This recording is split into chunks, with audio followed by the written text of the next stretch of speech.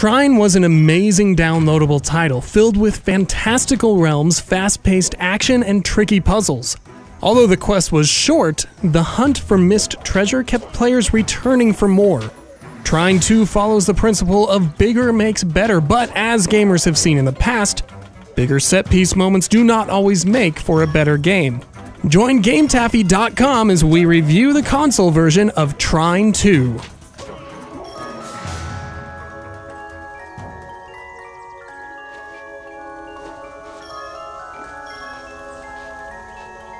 Once upon a time, there were 3 valiant heroes, chosen by a magical artifact called the Trine. You may have heard another tale of how they met. Let me tell you a story of their latest adventure. Long after the events of Trine, the story begins much like the first game did. The 3 heroes have gone their separate ways, and players go through a stress-free tutorial to bring them together again. Amadeus the wizard has married and had 3 children. Unfortunately, he still cannot cast his fireball spell.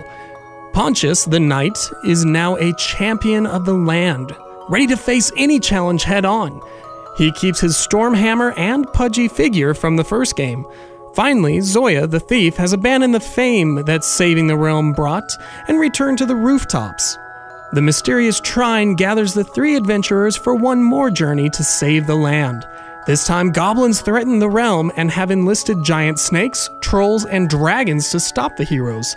And like all great stories, not all is as it appears at first glance. Trine 2 tells most of its story during the stages, and the narrator fills in the gaps during the loading screens and tutorial. Players can skip through many dialogue moments and cutscenes, but the story is so rich, there really is no reason to skip through any of it.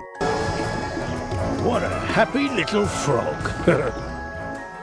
Everything that made Trine such a beautiful game has been improved upon.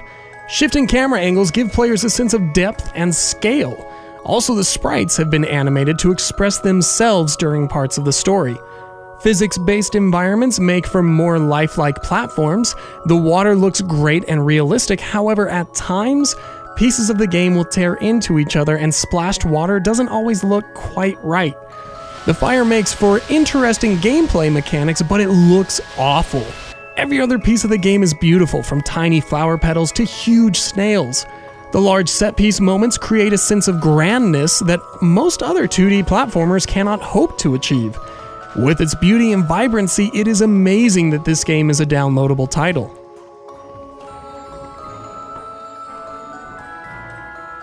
Trine 2 can be summarized with one word: approachable. The puzzles are challenging but offer a great sense of satisfaction when completed. At their best, these puzzles require all 3 characters to solve, but most can be finished with a combination of Amadeus and Zoya. During the action sequences, the enemies line up and wait their turn to attack. This is the only game where backing up into a corner is the best way to fight. Using Pontius's sword and shield, any number of enemies can be vanquished without much trouble. The game offers new enemies as the player progresses, but the combat strategy remains the same.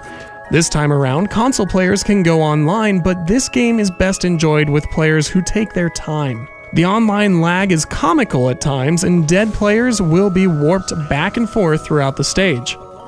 Jumping into a match makes for a confusing experience, so this feature is best enjoyed with friends.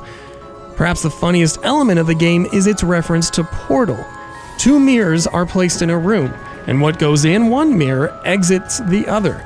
It's interesting to see how other developers are influenced by Portal, and players should take these moments with a grain of salt. They are by no means perfect, but they are clever. As with the first game, Amadeus is better suited for a mouse and keyboard, but he has been refined quite a bit, and with practice, players get used to using him even in combat situations. The game abandons the equipment from the first game, and treasures contain poems and artwork. The poems appear as cute diversions at first. My sister and I have a secret to hold. I love her so much. We are 8 years old. But as players find more and more, a deeper story begins to unfold. The artwork hints at future battles, but offer nothing more than beauty.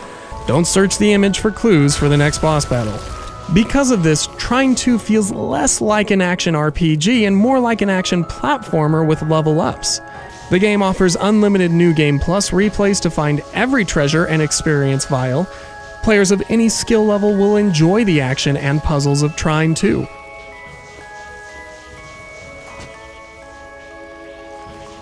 When crafting a story, the voice actors are everything.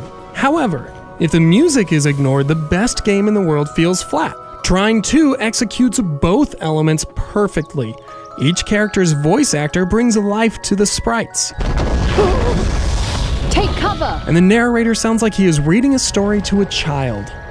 Whoever lived in the house, a sinister, threatening mood hung in the air like damp mist in the swamplands. The music gives the game a cinematic feel, hitting each cue perfectly. The weakest elements of the game are the sound effects. Some sound simply great at the ears, and warping mirrors make the players want to scream. Fortunately, these can be adjusted in the game's settings.